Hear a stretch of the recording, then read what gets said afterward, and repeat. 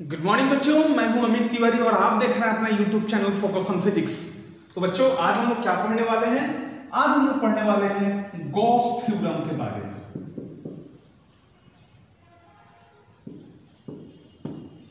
Gauss theorem के बारे में आज हम लोग स्टडी करने वाले हैं। इसके पहले एक चीज देखिए कि इसके पहले एक क्लास हम पढ़ चुके हैं जिसमें देखिए क्या दिया हुआ था। सपोज कीजिए यहां पर एक सरफेस है, ठीक है ना।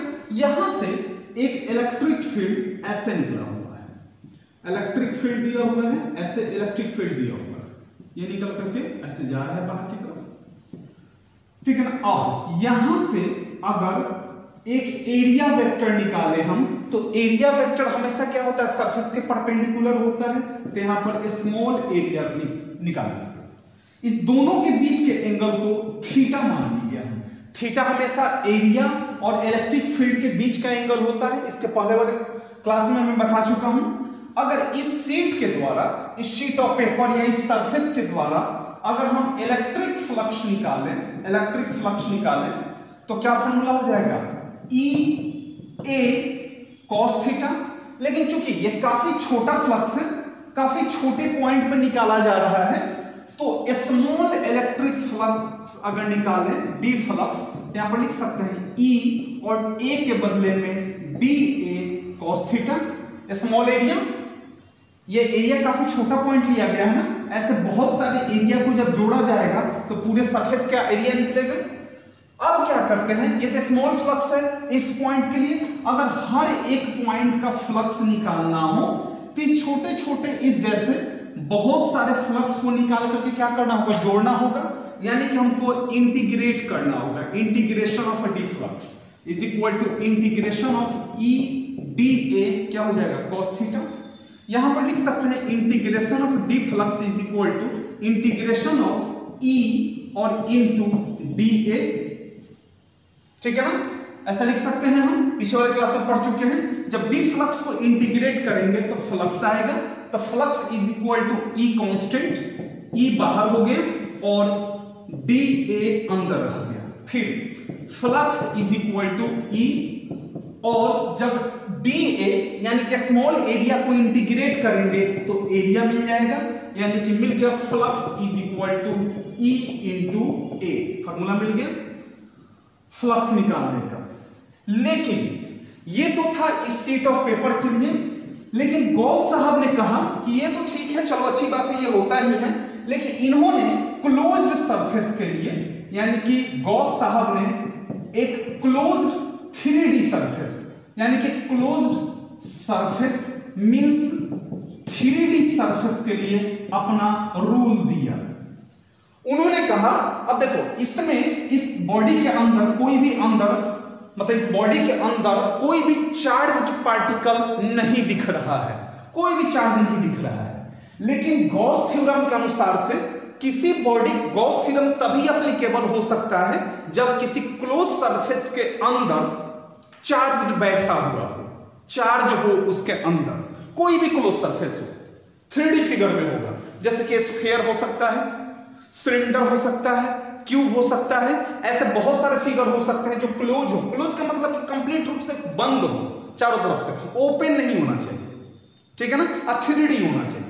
तो गॉस साहब ने कहा कि टोटल फ्लक्स, देखिएगा, total flux through a closed surface, total flux through a close surface is 1 by epsilon naught times the 1 by epsilon naught times the epsilon naught times the net charge enclosed by closed surface। यानी कि कोई close surface है, जैसे कि suppose कीजिए एक हमारे पास sphere है, क्लोज सरफेस है, इसके अंदर चार्ज क्यू है। तो इस क्लोज्ड सरफेस के द्वारा जो फ्लक्स निकलेगा वो चार्ज और एप्सिलॉन नॉट का रेशियो के बराबर होगा। यानी कि जो फ्लक्स होगा वो चार्ज के एप्सिलॉन नॉट टाइम्स के बराबर होगा। 1 बाई एप्सिलॉन नॉट टाइम्स के बराबर होगा। अब देखिए झंझट खत्म, कोई इंटीग्रेशन नहीं, कोई डिफरेंशिएशन नहीं, बस अंदर जितना चार्ज है वो उसको एप्सिलॉन नॉट से डिवाइड कर देना है, फ्लक्स निकल जाएगा। लेकिन इस फिगर में क्या था, हमको इंटीग्रेट करना पड़ता था, पहले छोटे छोटे पॉइंट का, हर एक पॉइंट का छोटा छोटा फ्लक्स निकाल करके फिर जब पूरा जोड़ते थे तब पूरे बॉडी के द्वारा फ्लक्स फाइंड आउट होता था। लेकिन इसमें वो सब झंझट खत्म, कोई भी झंझट नहीं रह गया, यानी कि इंटीग्रेशन का कोई झंझट नहीं रहा। बस किसी भी 3D फिगर के अंदर जितने चार्ज होंगे उनके 1 बाई एप्सिलॉन नॉट टाइम्स के बराबर क्या आता है, फ्लक्स आता है। यानी किसी भी क्लोज सरफेस के द्वारा जो इलेक्ट्रिक फ्लक्स होता है वो चार्ज के 1 बाई एप्सिलॉन नॉट टाइम्स के बराबर होता है। वो चार्ज के एप्सिलॉन नॉट टाइम्स के 1 बाई एप्सिलॉन नॉट टाइम्स नहीं, 1 बाई एप्सिलॉन नॉट टाइम्स के बराबर होता है। यानी कि flux is equal to Q by epsilon nought. ठीक है ना, इसके पहले वाले क्लास में इसके बारे में पढ़ाया जा चुका है कि क्या होता है, ये परमिटिविटी होता है इन फ्री स्पेस। ठीक है ना, तो ये 3D सरफेस के लिए था। 3D सरफेस में क्या था, ये स्फीयर था, स्फीयर में कौन सा, ये 3D फिगर था, 3D सरफेस है, यानी कि इसको गॉसियन सरफेस कह सकते हैं। क्लोज सरफेस हो, 3D हो तो उसको गॉसियन सरफेस भी नाम दिया जाता है। अब इसके बारे में जानते हैं कि फ्लक्स जो होगा वो चार्ज के 1 बाई एप्सिलॉन नॉट टाइम्स के बराबर कैसे आता है, उसके बारे में थोड़ा सोचते हैं। इन्होंने आसान कर दिया, जो हम लोग इंटीग्रेट करके हर एक पॉइंट का फ्लक्स निकाल के जब जोड़ते थे तो पूरे बॉडी का फ्लक्स निकलता था, तो गॉस साहब ने उसको बहुत ही आसान कर दिया। उन्होंने charge by epsilon not times कर दिया। ठीक है ना, तो किसी भी क्लोज सरफेस के द्वारा जो इलेक्ट्रिक फ्लक्स होता है वो कितना होगा, इस बारे में हम पता कर सकते हैं। अब देखिए, अब थोड़ा सा इसके प्रूफ के बारे में जानते हैं। अभी हम लोग क्या पढ़े कि फ्लक्स जो होता है गॉसियन सरफेस के लिए जो फ्लक्स होगा वो किसके बराबर होगा, Q बाई एप्सिलॉन नॉट के बराबर होता है। लेकिन जनरली होता क्या है फ्लक्स का formula, flux is equal to E into A, यानी कि flux is equal to E into A cos theta होता है। ये पढ़े थे हम। अगर हम इंटीग्रेट करें डी फ्लक्स को, इसके पहले पढ़ चुके हैं, तो क्या लिख सकते हैं, integration of EA cos theta. अब देखिए ये इंटीग्रेट जो किया गया है, यहां पर जो इंटीग्रेशन दिया गया है ये ओपन सरफेस के लिए है, लेकिन वही क्लोज्ड सरफेस के लिए अगर निकालना हो EA cos थीटा, अब देखिए क्लोज सरफेस के लिए निकालना हो तो यहां पे एक रिंग लगा देंगे। रिंग का मतलब क्लोज हो गया, ये जो था ओपन सरफेस के लिए था और ये जो निकलेगा ये किसके लिए हो जाएगा, क्लोज्ड सरफेस के लिए फ्लक्स का फॉर्मूला हो जाएगा। यानी कि फ्लक्स का दो फॉर्मूला है, flux is equal to Q by epsilon not, या फिर हम लिख सकते हैं इंटीग्रल विथ क्लोज, क्या लिख सकते हैं, EA cos थीटा। अगर एरिया काफी स्मॉल है तो लिख सकते हैं EDA, क्या लिख सकते हैं हम, cos थीटा लिख सकते हैं हम। तो फॉर्मूला आया flux is equal to Q by epsilon not, या flux is equal to closed integral, यानी कि इंटीग्रेशन विथ क्लोज्ड। ये किसके लिए था, ये क्लोज सरफेस के लिए शो कर रहा है क्लोज, यानी कि सिंगल ऐसे दिया हो तो ये किसके लिए होता है, ये ओपन सरफेस के लिए होता है, ओपन सरफेस यानी कि 2D। और इंटीग्रेशन करके इसके अंदर अगर एक रिंग लगा दें तो ये किसके लिए होता है, ये क्लोज्ड सरफेस के लिए इंटीग्रेशन हो जाएगा, यानी कि किसके लिए, 3D सरफेस के लिए। याद रखिएगा जहां पर रिंग लगा हुआ हो समझिएगा क्लोज सरफेस के लिए है।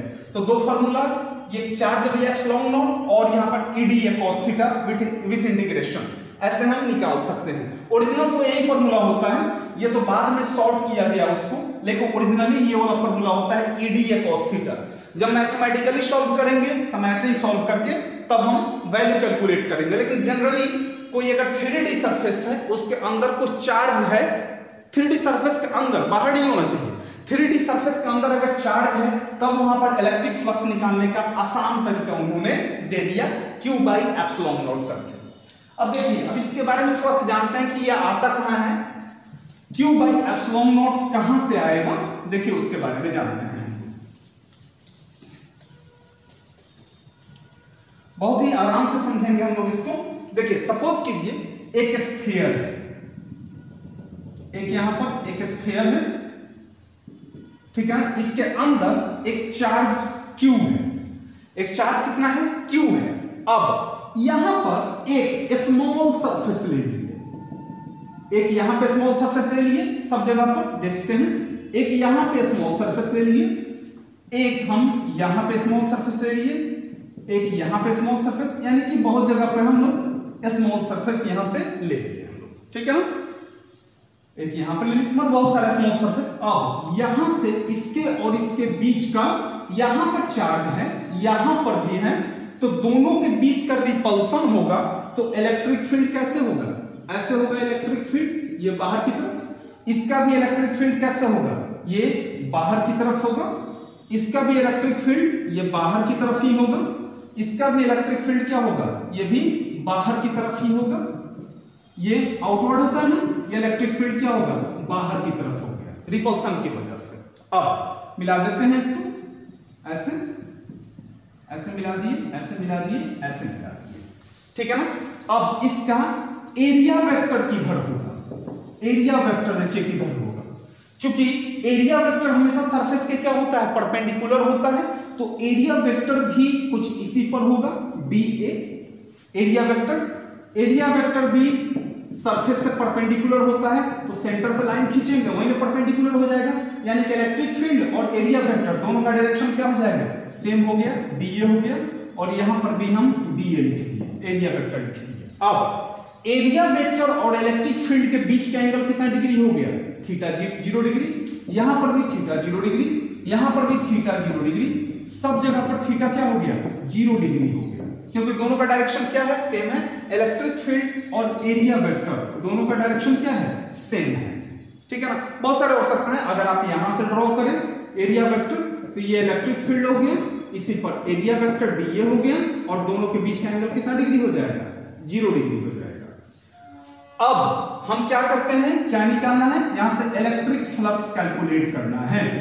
तो अगर हम एक पॉइंट के लिए यहां से निकालें, अगर सपोज कीजिए रेडियस आर हो गया, कैपिटल आर, सबको रेडियस कैपिटल आर मान लिए, क्योंकि रेडियस तो बराबर होगा, सब जगह पर इलेक्ट्रिक फील्ड भी बराबर होगा, यानी कि यूनिफॉर्म होगा, ठीक है ना।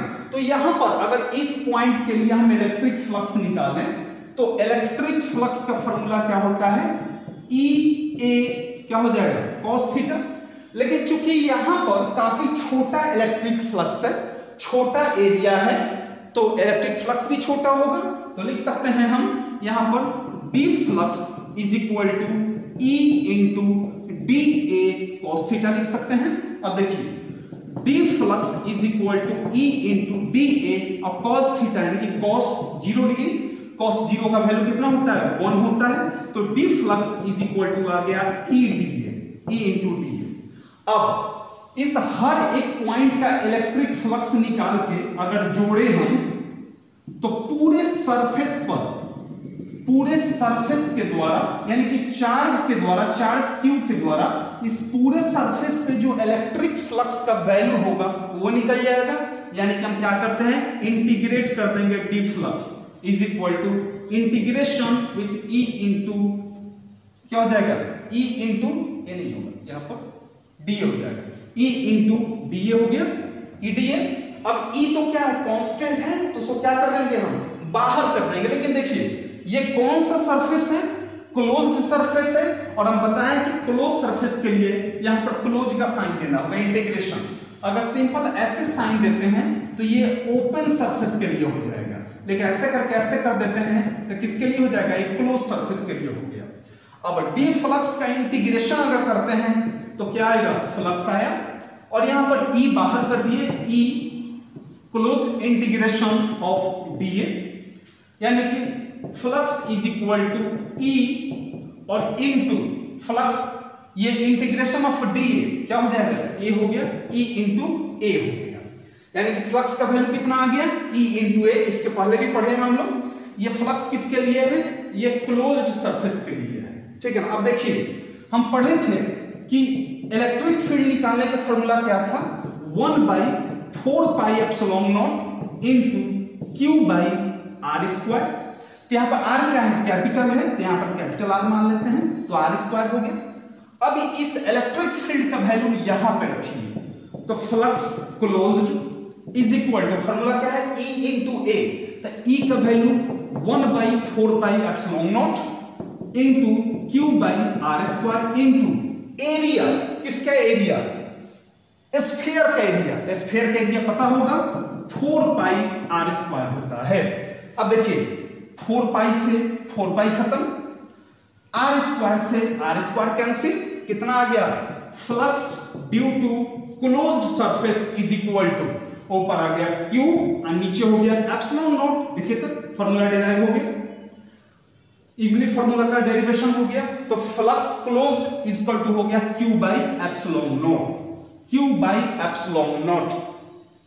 समझ में आया, ये क्या हो जाएगा, क्यू बाई एप्सिलॉन नॉट। क्या निकला, फ्लक्स निकला, किसके द्वारा, क्लोज्ड सरफेस के द्वारा अगर फ्लक्स निकालना हो तो चार्ज बाई एप्सिलॉन नॉट कर देंगे हम, ठीक है ना। ये परमिटिविटी है, परमिटिविटी इन फ्री स्पेस है एप्सिलॉन नॉट, तो क्यू बाई एप्सिलॉन नॉट कर देते हैं, तो क्या आ जाएगा, इलेक्ट्रिक फ्लक्स का वैल्यू आ जाएगा किसके लिए, 3D सरफेस के लिए। क्लियर हुआ इतना, ये फॉर्मूला डिराइव हो गया, बहुत आसान था, हमने उसको क्या किया, इंटीग्रेट कर लिया। इंटीग्रेशन के बाद इलेक्ट्रिक फील्ड का फॉर्मूला का, इलेक्ट्रिक फील्ड का वैल्यू जो फॉर्मूला था कितना, 1/4 pi epsilon not into Q by R square रख दिया हमने, और एरिया किसका, जिसका एरिया, अगर यहाँ पे स्फीयर है तो स्फीयर का एरिया रखेंगे, यहाँ पर सिलेंडर है तो सिलेंडर का एरिया रखेंगे, कोन है तो कोन का एरिया रखेंगे। यानी कि एक बात समझ में आया कि जो ये चार्ज है इसके द्वारा जो इलेक्ट्रिक फ्लक्स निकल रहा है वो सरफेस पे निकल रहा है, सरफेस के ऊपर, इंटरनल नहीं, वॉल्यूम से नहीं। अगर अंदर इलेक्ट्रिक फ्लक्स निकाला जाता तो वॉल्यूम होता, तो वॉल्यूम नहीं देखा जा रहा है। देखिए इसमें एरिया का वैल्यू रखा गया है, एरिया यानी कि इसका सरफेस एरिया, ओवरऑल बाहर जितने डिस्ट्रीब्यूटेड है बाहर सरफेस पे, ठीक है, वो निकालेंगे हम लोग, वॉल्यूम से नहीं चलेंगे। इसका वॉल्यूम का मतलब इंटरनल हो गया, इंटरनल जो चार्ज है, चार्ज रखा गया है अंदर, अंदर कोई चार्ज पार्टिकल है, उसके द्वारा जो इलेक्ट्रिक फ्लक्स ऐसे ऐसे ऐसे ऐसे ऐसे ऐसे जो निकल रहा है, बाहर की तरफ जो निकल रहे हैं, यानी कि इस चार्ज पार्टिकल, ये चार्ज जो अंदर रखा गया है, इसके द्वारा जो इस टोटल क्लोज्ड सरफेस पे जो इलेक्ट्रिक फ्लक्स निकलेगा वो चार्ज बाई एप्सिलॉन नॉट के बराबर होगा। अब एक चीज देखिए कि गॉस थ्योरम जो था वो कुछ कंडीशंस में कितना वैल्यूएबल था देखिएगा, अब कुछ कंडीशन में वैल्यू नहीं भी था, उनका वैल्यूएबल नहीं भी था।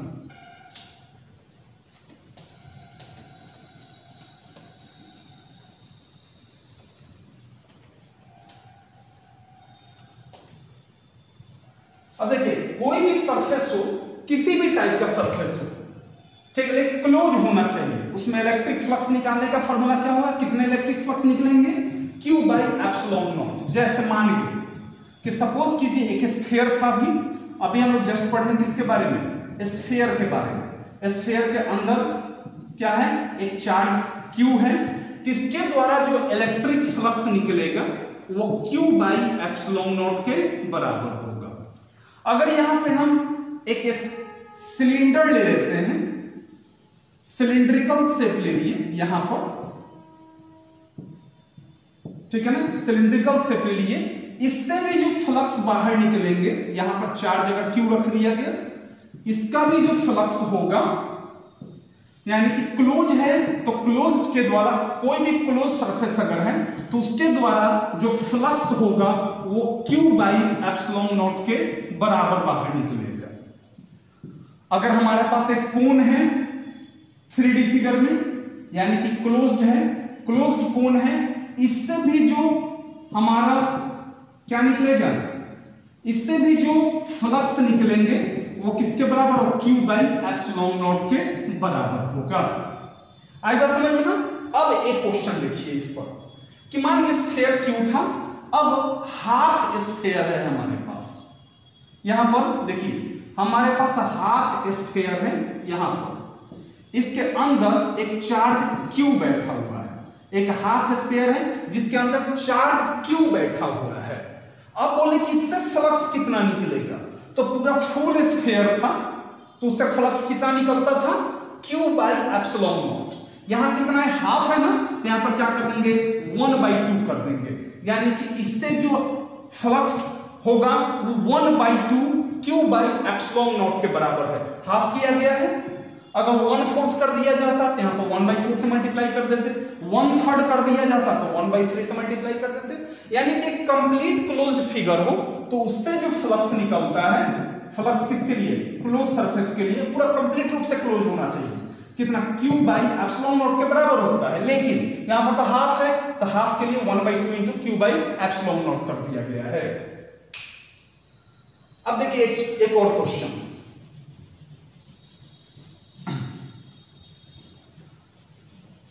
एक और क्वेश्चन देखिएगा ध्यान से। हमारे पास दो स्फीयर है कंसंट्रिक टाइप का, सपोज कीजिए एक ऐसे है जिसका रेडियस स्मॉल r और चार्ज q है, एक बाहर एक ऐसे है, यहां पे चार्ज q है और इसका रेडियस कैपिटल R है, इसका सरफेस S1 और इसका सरफेस S2, यानी कि सरफेस यानी कि एरिया 1 और ये कितना हो जाएगा एरिया 2 हो गया। पूछे कि find the ratio of flux 1 and flux 2। ये जो स्मॉल r के द्वारा क्या निकल रहा है, फ्लक्स 1, और ये कैपिटल R के द्वारा हम लिख दिए फ्लक्स 2। क्वेश्चन पूछे what is the ratio of flux 1 and flux 2। तो सबसे पहले स्मॉल फिगर के लिए लेके चलते हैं, देखिएगा ध्यान से। तो स्मॉल फिगर के लिए flux 1 is equal to charge by epsilon naught, equation first हो गया। अब निकालते हैं flux 2 is equal to flux 2 यानी कि पूरे बॉडी के लिए, तो पूरे बॉडी के लिए चार्ज, सॉरी यहाँ क्यू नहीं, यहाँ पर क्या कीजिए आप 2Q कर दीजिए, आसान रहेगा, 2Q कर दिए, ठीक है ना। यहाँ पर चार्ज कितना है 2Q चार्ज है। अब टोटल बॉडी के लिए चार्ज कितने हो गए, ये यहां से यहां तक Q और ये कितना है 2Q, यानी कि टोटल बॉडी के अंदर चार्ज कितना है, ये देखो यहां पर चार्ज Q है और यहां पर चार्ज कितना है 2Q है, तो टोटल बॉडी का चार्ज कितना हो जाएगा 3Q, यानी कि Q plus 2Q by epsilon naught. तो flux 2 is equal to 3Q by epsilon naught, equation second. अब कह रहा है कि फ्लक्स 1 और फ्लक्स 2 का रेशियो निकालिए, तो flux 1 Q by epsilon naught अब by 3Q by epsilon naught, epsilon naught से एप्सिलॉन नॉट कैंसिल, Q से Q कैंसिल, कितना आ गया 1/3, यानी कि 1:3 आ गया। अब आपके मन में आ रहा है कि 3Q क्यों होता है, 3Q जो लिखा गया है वो क्यों होता है, अभी जस्ट पढ़ने चल रहे हैं। तो ये दो स्फीयर थे, दोनों स्फीयर का इलेक्ट्रिक फ्लक्स निकाल करके अलग अलग, और दोनों का क्या किया गया रेशियो निकाल लिया गया, ठीक है ना। तो दोनों के फ्लक्स का रेशियो पता चल गया। अब कुछ कंडीशन देखिए जहां पर इलेक्ट्रिक फ्लक्स को कैलकुलेट करना आसान हो जाता है। कुछ कंडीशन देख लीजिए गॉस लॉ का।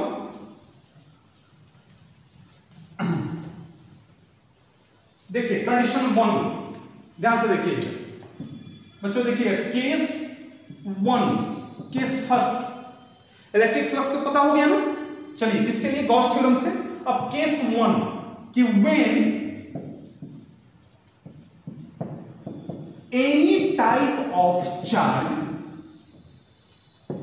Is outside of closed surface, close surface का आउटसाइड है, जैसे मान लीजिए कि एक यहां पर क्लोज सरफेस है, यहां पे सपोज करिए यहां पर एक चार्ज Q है, पूछे ये चार्ज अंदर नहीं है, चार्ज क्या है बाहर है, पूछे कि इसके द्वारा जो इलेक्ट्रिक फ्लक्स होगा वो कितना होगा बताना है,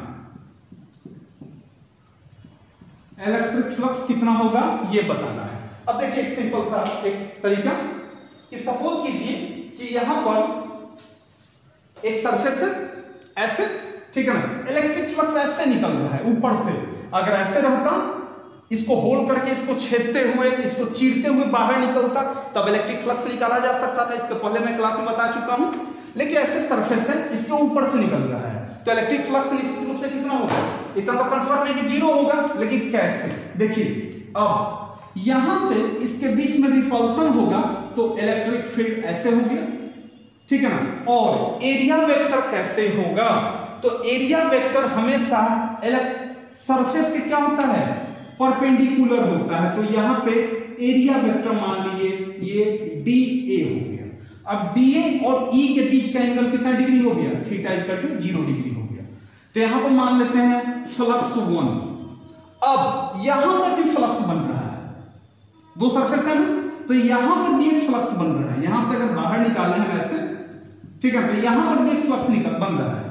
तो यहां का इलेक्ट्रिक फील्ड एक ऐसे हो गया, इलेक्ट्रिक फील्ड तो ऐसे है, बाहर निकल रहा है। और एरिया वेक्टर हमेशा क्या होता है, किसके लिए, 3D के लिए हमेशा आउटवर्ड होता है। तो ये एरिया वेक्टर हो गया, यानी कि इस फिगर के लिए एरिया वेक्टर ऐसे हो गया और इस इधर इलेक्ट्रिक फील्ड ऐसे हो गया। तो दोनों के बीच का एंगल कितना डिग्री हो गया, 180 डिग्री हो गया। इसको मान लेते हैं फ्लक्स 2। पूछता है नेट फ्लक्स निकालिए, क्वेश्चन दे दे कि find the net flux for given figure के लिए, जब चार्ज आउटवर्ड हो, बाहर की तरफ चार्ज हो, तब उस कंडीशन में निकालना है। तो पहले फ्लक्स 1 निकालते हैं। फ्लक्स 1 से EA cos थीटा, तो flux 1 is equal to EA और cos कितना डिग्री, 0 डिग्री। फ्लक्स 1 के लिए थीटा कितना है, 0 डिग्री है, तो लिख सकते हैं flux 1 is equal to EA, equation first. अब निकालते हैं हम फ्लक्स 2, ये वाले के लिए फ्लक्स 2, ठीक है ना। फ्लक्स 2 के लिए फॉर्मूला EA cos थीटा, तो cos थीटा का वैल्यू 180 डिग्री, तो EA और cos 180 का वैल्यू -1, यानी कि -EA हो गया। ये फ्लक्स 2 हो गया -EA। अब नेट फ्लक्स अगर निकाले हम, तो फ्लक्स 1 और प्लस फ्लक्स 2, फ्लक्स 1 का वैल्यू है EA और प्लस फ्लक्स 2 का वैल्यू है -EA, यानी कि हो जाएगा EA -EA is equal to 0, यानी कि फ्लक्स नेट कितना आ गया इस फिगर के लिए, 0। पहले भी बताया जा चुका है कि अगर ऐसा सरफेस हो, ऐसा अगर इलेक्ट्रिक फ्लक्स इसके परपेंडिकुलरली चीरते हुए निकल रहा हो, तब उससे हम इलेक्ट्रिक फ्लक्स निकाल सकते हैं। लेकिन कोई अगर इलेक्ट्रिक फील्ड लाइन ऐसे निकल रहा हो, ऐसे जा रहा हो, तो उस कंडीशन में इलेक्ट्रिक फ्लक्स कितना होता है, 0 होता है। वही हाल हुआ यहां पर, ऐसे सरफेस है, ऐसे निकल रहा है बाहर से, ऐसे, ठीक है ना, तो उस कंडीशन में इलेक्ट्रिक फ्लक्स कितना हो जाएगा, 0। यानी कि एक चीज मिला कि अगर किसी क्लोज सरफेस के बाहर कोई चार्ज है, तो नेट इलेक्ट्रिक फ्लक्स कितना होता है, 0 होता है। चार्ज अगर अंदर रहता तब कितना होता, Q/ε0, लेकिन चार्ज क्या है, बाहर है, इसलिए फ्लक्स नेट कितना हो जाएगा, 0 हो जाएगा। यह कंडीशन फर्स्ट था। बेटा बच्चों देखिए सेकंड कंडीशन, जो अभी रेशियो निकाले थे फ्लक्स 1 और फ्लक्स 2 का, इसके पहले उस पर देखते हैं कि 3Q मैंने कैसे कर दिया था, उसके बारे में जानते हैं। केस सेकंड देखिए if there is many charges inside the closed surface, inside the closed surface के अंदर बहुत सारे चार्ज हैं। अब देखिए मान गया कि एक सरफेस है, क्लोज 3D सरफेस है, इसके अंदर एक चार्ज Q1, दूसरा Q2, Q3 और Q4 था। कितने चार्ज हैं टोटल, 4 टाइप्स के चार्ज हैं, Q1, Q2, Q3, Q4। अब बोले इसके द्वारा इलेक्ट्रिक फ्लक्स निकालो, तो इलेक्ट्रिक फ्लक्स निकालने का फॉर्मूला क्या था, Q/ε0। यहां पर ये नेट हो गया, किसके लिए, क्लोज्ड के लिए, क्लोज निकालना है, ठीक है ना। अब फ्लक्स किसके लिए, क्लोज्ड के लिए। तो टोटल चार्ज, यहां पर चार्ज जो होता है ये टोटल नेट चार्ज होता है। तो इस बॉडी का नेट चार्ज कितना है, Q1, Q2, Q3, Q4, यानी कि लिख देंगे Q1 + Q2 + Q3 + Q4 और बाई एप्सिलॉन नॉट यही निकलेगा।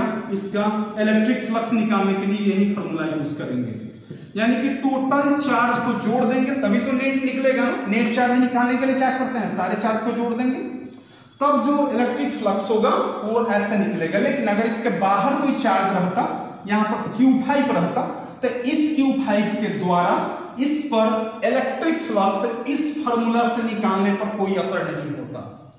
अभी बताया मैंने ना कि किसी भी सरफेस के आउटसाइड कोई अगर चार्ज है, किसी भी सरफेस के आउटसाइड अगर कोई चार्ज है, तो उस चार्ज के द्वारा सरफेस पर इलेक्ट्रिक फ्लक्स कितना होता है, 0 होता है।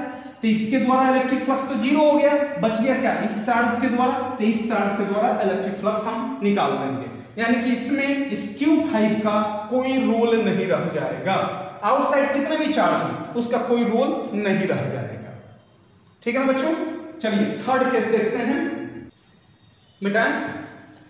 देखिए case number 4, sorry third.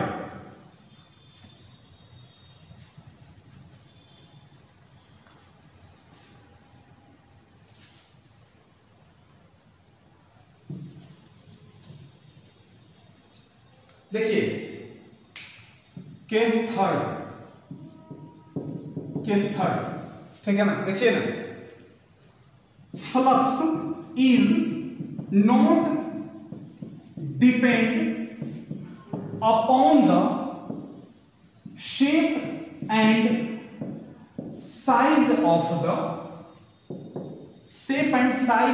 The closed surface. Close surface के शेप और साइज पे डिपेंड नहीं करता है, यानी कि it is not depend upon the dimensions of closed surface. Close surface के डायमेंशन पर भी डिपेंड नहीं करता है। कैसे, देखिए अगर यहां पे सपोज कीजिए एक स्फीयर बना दिए, एक इसके अंदर स्फीयर बना दिए, बाहर वाले का रेडियस हम r मान लिए या r1 मान लिए, अंदर वाले का रेडियस r मान लिए। अब इसको r1 नहीं, आप क्या कीजिए, इसको 2r मान लीजिए। एक और फिगर ले लेते हैं, इसका रेडियस हम क्या मान लिए, इसका रेडियस हम 3r मान लिए। यहां पर चार्ज q है, तो फिर देखिए फ्लक्स 1 फॉर रेडियस r के लिए हम क्या निकालते हैं, फॉर्मूला क्या होता है, E इंटू A। तो E का value 1/4πε0 into Q by radius कितना है r स्क्वायर इंटू एरिया निकालने के लिए 4π, चूंकि स्फीयर है तो 4π कितना हो जाएगा, r स्क्वायर। अब देखिए 4π से 4π कैंसिल, r स्क्वायर से r स्क्वायर कैंसिल, और क्या बच गया हमारे पास, Q/ε0 बच गया इतना। अब फ्लक्स 2 निकालते हैं विथ रेडियस 2r। यहां पर फॉर्मूला से E इंटू A, E का वैल्यू 1/4πε0 इंटू Q/r कितना है, यहां पर r कितना रखेंगे, 2r।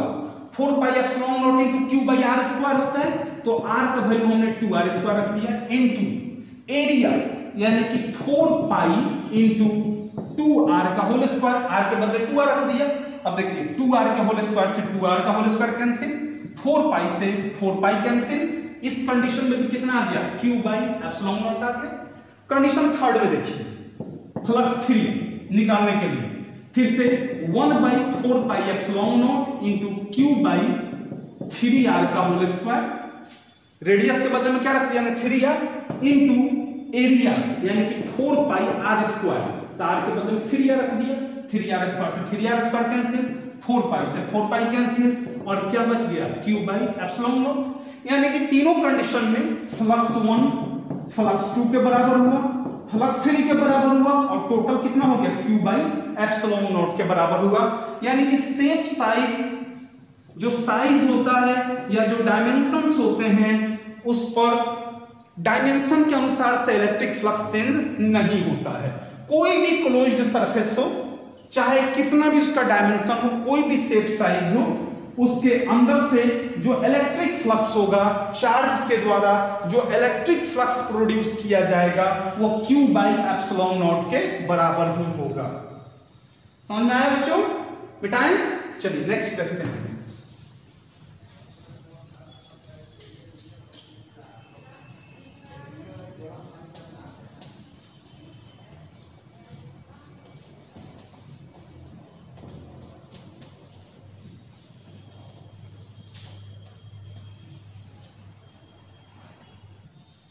अब एक क्वेश्चन पर ध्यान दीजिएगा, देखिएगा।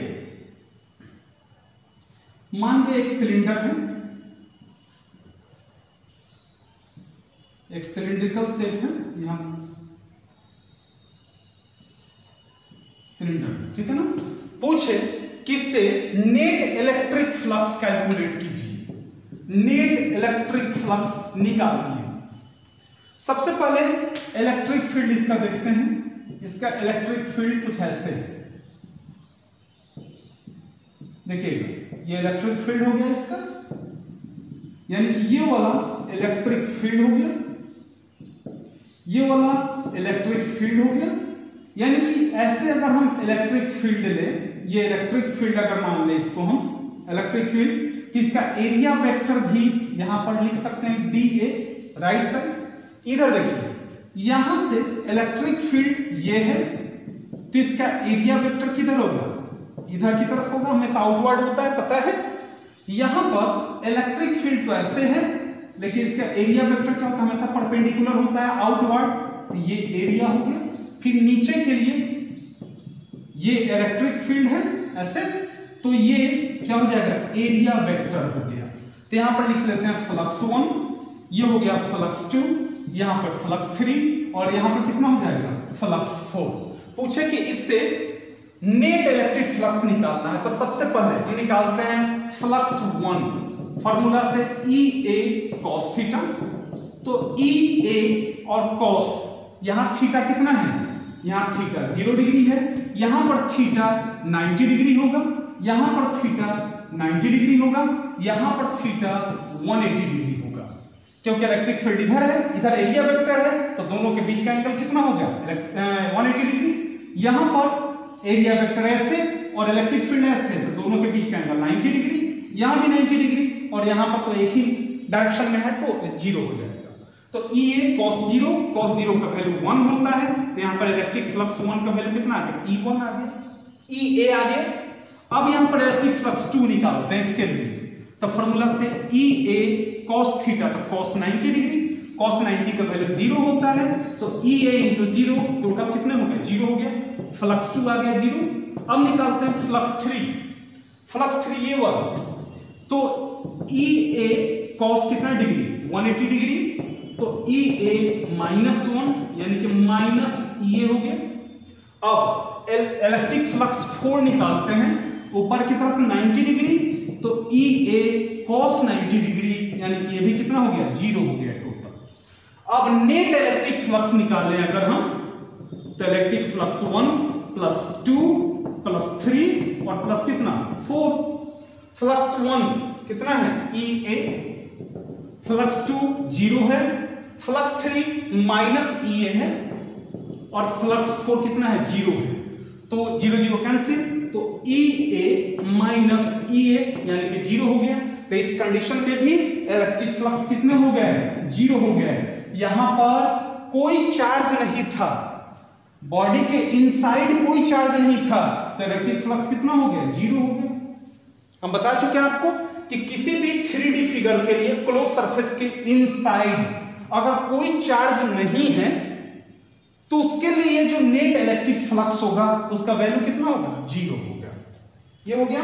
अब कुछ टर्म देखिए जो आज हम लोग पढ़े हैं, आज हम लोग जो पढ़े हैं उससे रिलेटेड कुछ टर्म देखिए, मिटाएं से, यानी कि ओवरऑल आज हम लोग जितना स्टडी किए उसके बारे में आज के बाद वाले क्लास में, मतलब कि नेक्स्ट लेक्चर में हम लोग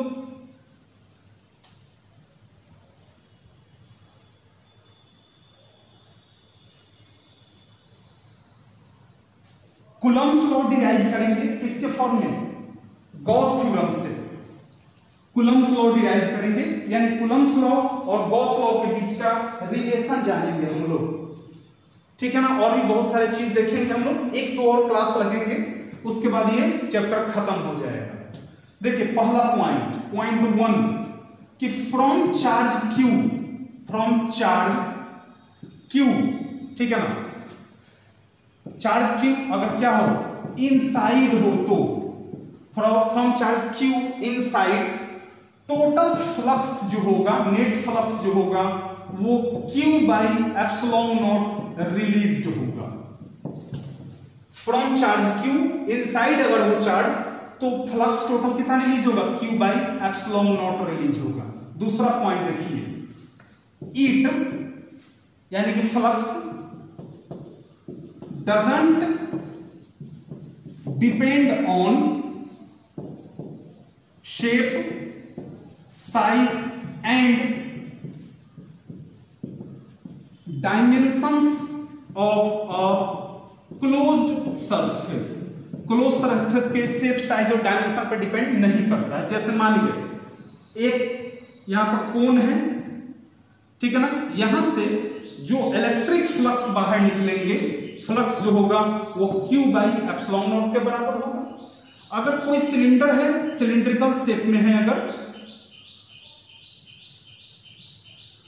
अगर यहां पर कोई सिलिंड्रिकल शेप में है, इससे भी जो फ्लक्स बाहर निकलेगा, इसके अंदर चार्ज Q है, इसके अंदर भी चार्ज Q है, तो इसके बाहर जो इलेक्ट्रिक फ्लक्स रिलीज होगा वो Q बाई एप्सिलॉन नॉट के बराबर होगा।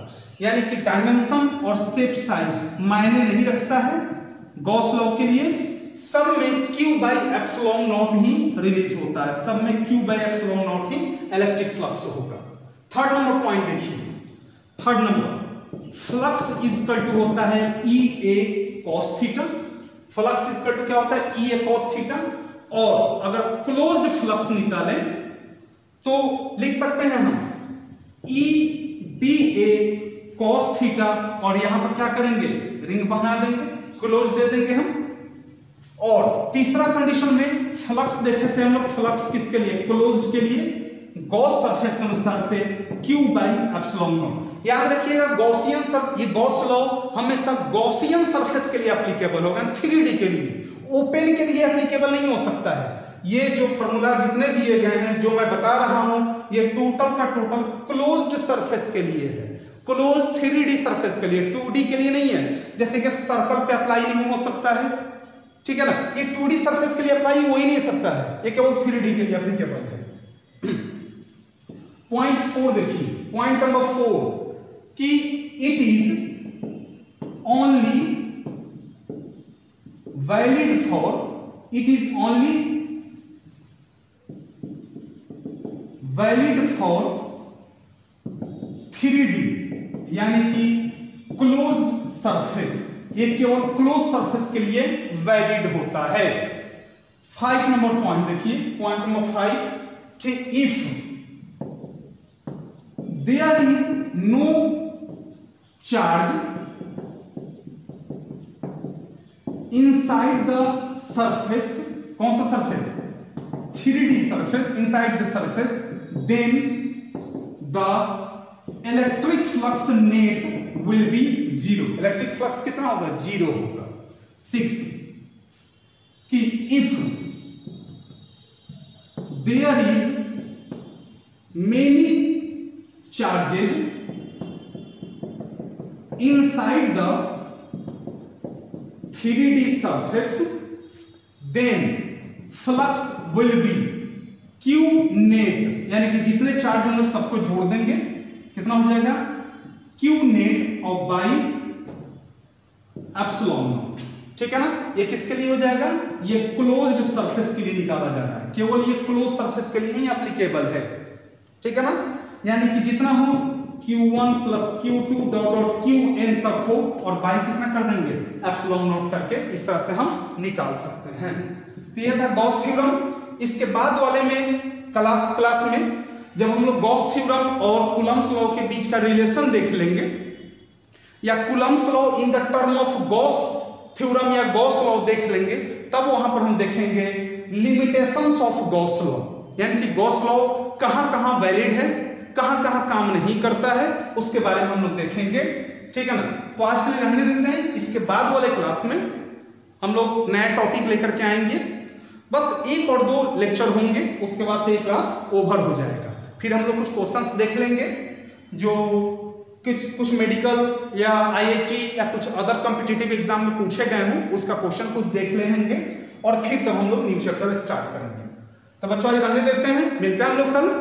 उम्मीद है समझ में आया होगा। अगर कोई भी टॉपिक बाय मिस्टेक मैं नहीं समझा पाया आप लोगों को तो प्लीज कमेंट सेक्शन में जाके कमेंट कर दीजिएगा, हम जरूर उसे समझाने की कोशिश करेंगे, ठीक है बच्चों। थैंक यू सो मच बच्चों, मिलते हैं नेक्स्ट टाइम, जल्दी मिलेंगे। Thank you Babu.